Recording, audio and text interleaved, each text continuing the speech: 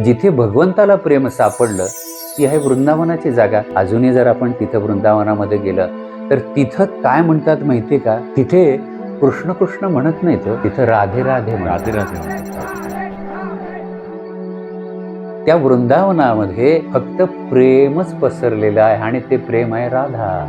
राधासारखी शक्ती प्राप्त झाली म्हणूनच आता देखील कृष्णाच्या आधी तिचं नाव घेतलं जातं, खरं. रुक्मिणीचं नाही.